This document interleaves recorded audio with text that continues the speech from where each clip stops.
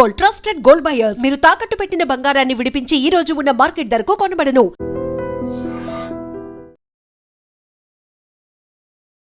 నమస్కారం, welcome to iDream media. నేను మీ సంగీత. ఇక మీదట బాలికలకు కూడా ఫ్లయింగ్ కిస్ కనుక ఇచ్చినట్లయితే అది లైంగిక వేధింపులుగానే కోర్టు పరిగణించడం అనేది జరుగుతుంది.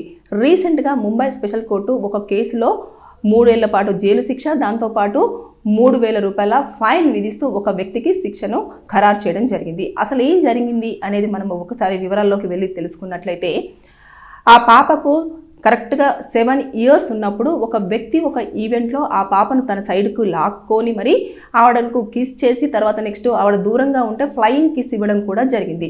ట్యూషన్కి వెళ్తున్నప్పుడు కూడా తనను వెంబడించడము, తర్వాత నెక్స్ట్ తనను గట్టిగా లాగడము, తర్వాత నెక్స్ట్ మళ్ళీ ఫ్లయింగ్ కిస్ ఇవ్వడానికి ప్రయత్నం చేయడము, తర్వాత కిస్ ఇవ్వాలన్న ప్రయత్నం చేయడము, ఇవన్నీ చేస్తున్నప్పుడు ఆ పాప వెంటనే ఇమీడియట్గా వచ్చేసి వాళ్ళ తల్లిదండ్రులకు చెప్పడం జరిగింది. చెప్పిన వెంటనే పోలీస్ స్టేషన్కు వెళ్ళేసి ఇలా ఈ వ్యక్తి నా పాపతో ఇలా బిహేవ్ చేస్తున్నాడు అని చెప్పేసి ఆ పాప విషయంలో ఇలా జరిగింది అని చెప్పేసి చెప్పడంతో కేసు అనేది ఫైల్ అయింది. ఫైల్ అయిన వెంటనే అది హియరింగ్కి వచ్చినప్పుడు పాప చిన్న ఏజ్, అంటే ఇప్పుడు ఆ పాపకి దాదాపుగా ఇది చాలా ఇయర్స్ 2017 సంవత్సరంలో కేసు అనేది ఫైల్ అయ్యింది కాబట్టి ఇప్పుడు పాపకు 16 సంవత్సరాలు వచ్చాయి. ఇప్పుడు కేసు కోర్టులో జడ్జిమెంట్కి రావడం జరిగింది. అదేంటంటేను 3 ఏళ్ల పాటు జైలు శిక్ష, 3,000 రూపాయల ఫైన్ విధించి కోర్టు శిక్షను ఖరారు చేసినప్పటికీ కూడా ఈ యొక్క గ్యాప్లో ఆ పాప ఎంత మానసికంగా ఇబ్బంది పడుంటుందో ఆలోచించండి.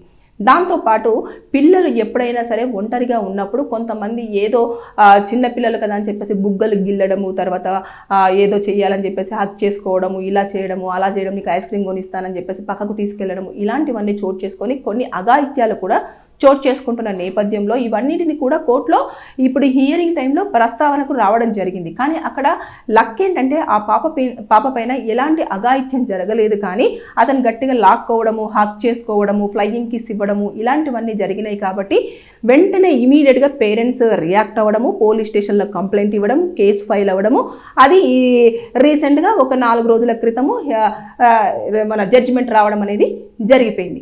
అయితే ఇది ముంబైలో జరిగింది కేసు. అయితే ఇప్పుడు ఇదే దాన్ని మనం ఇక్కడ మాట్లాడుకున్నట్లయితే చాలా మంది చిన్నపిల్లలు క్యూట్గా ఉన్నారని చెప్పేసి ఏం చేస్తారు, అన్నయ్య అని పిలుస్తున్నా సరే వారికి లిప్ లాక్ ఇవ్వడం కానివ్వండి, బుగ్గల మీద కిస్ చేయడం కానివ్వండి, లేదంటే గట్టిగా హత్తుకోవడం కానివ్వండి, లేదంటే వెనక నుంచి పట్టుకోవడం కానివ్వండి, ఇలాంటివి చేస్తూ ఉంటారు.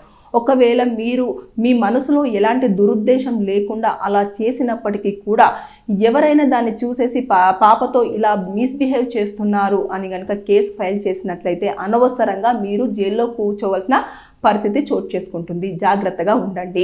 పాపలు ఎవరైనా కనిపిస్తే క్యూట్గా ఉంది అంటే నీట్గా మాట్లాడండి తప్పించి లాక్కోవడము, పట్టుకోవడము, హక్ చేసుకోవడంలో, కిస్ చేయడము, ఫ్లయింగ్ కిస్ ఇవ్వడము, వారి బుగ్గలను గిల్లడము, ఇలాంటివన్నీ చేయకూడదు. ఎందుకంటే అది కూడా లైంగిక వేధింపులుగానే పరిగణించబడుతుందని కోర్టు చాలా స్పష్టంగా చెప్పడం జరిగింది. స్పెషల్ కోర్టు, అది కూడా ముంబైలో ఉన్న స్పెషల్ కోర్టు. స్పెషల్ కోర్ట్స్ ఎందుకు ఇన్వాల్వ్ అవుతాయంటే చిన్నపిల్లల విషయంలో. ఆ పాపకు అప్పుడు 7 ఇయర్స్ కాబట్టి 7 ఇయర్స్లో ఉన్న పిల్లల అంటే బిలో 18 ఇయర్స్ వరకు ఎవరైతే ఉంటారో వారందరికీ కూడా స్పెషల్ కోర్టు పరిగణలోకి తీసుకుంటుంది. ఆ కేసును తీసుకున్న తర్వాత వారి దగ్గర నుంచి కూడా ఇన్ఫర్మేషన్ పూర్తి స్థాయిలో తీసుకుంటుందంట. ఆ రోజు ఏం జరిగింది, ఆ వ్యక్తి ఏం చేశాడు, తర్వాత ఎలా బిహేవ్ చేశాడు, ఆ సమయంలో తను భయపడిన విధానం ఏంటి, ఆ విషయం చెప్తున్నప్పుడు తన కళ్ళల్లో భయం ఏంటి, తర్వాత బాడీలో షవరింగ్ ఏంటి, ఇవన్నీ కూడా అబ్జర్వ్ చేసిన తర్వాతనే ఆ పాప ఎంత మానసిక వ్యధకి గురయింది అనేది కూడా కోర్టు గుర్తించడం జరుగుతుంది. దాని నేపథ్యంలోనే ఈ కేసును ఎంతవరకు ప్రొలాంగ్ చేయాలి, లేదంటే ఈ మధ్య కాలంలో అయితే 3 to 6 monthsలోనే వారికి శిక్ష అనేది ఖరారు చేయడం జరుగుతుంది. కానీ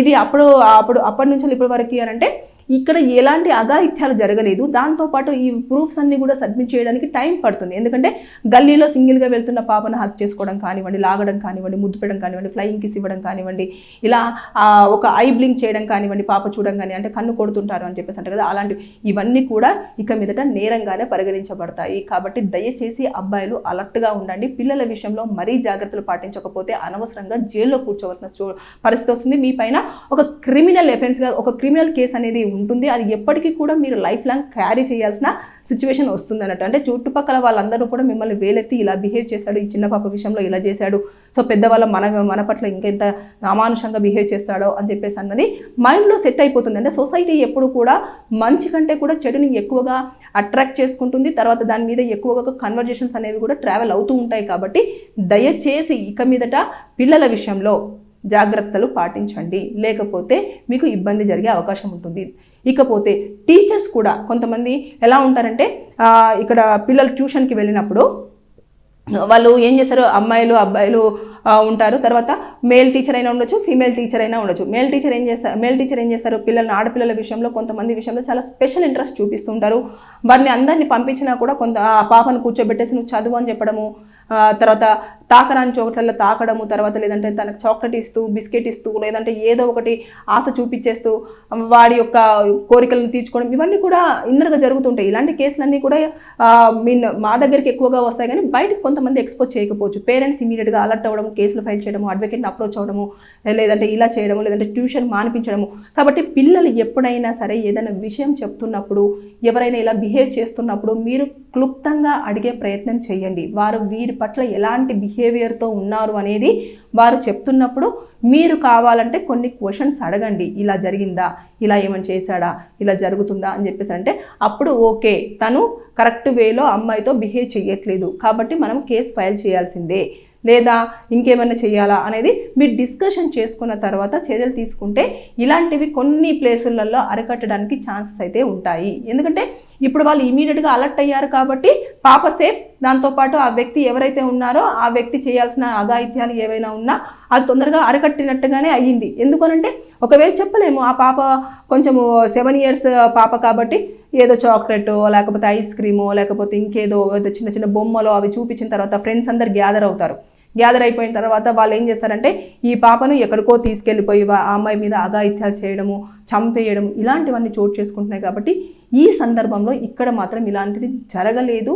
కాబట్టి కోర్టు కూడా చాలా తొందరగానే, అంటే 2017లో కాబట్టి 2017 నుంచి ఇప్పటి వరకే అంటే అక్కడ మనకు ఎవిడెన్సెస్ అనేది చాలా ఇంపార్టెంట్. ఎవిడెన్సెస్ అనేవి కూడా కోర్టులో సబ్మిట్ చేయడానికి టైం పట్టింది.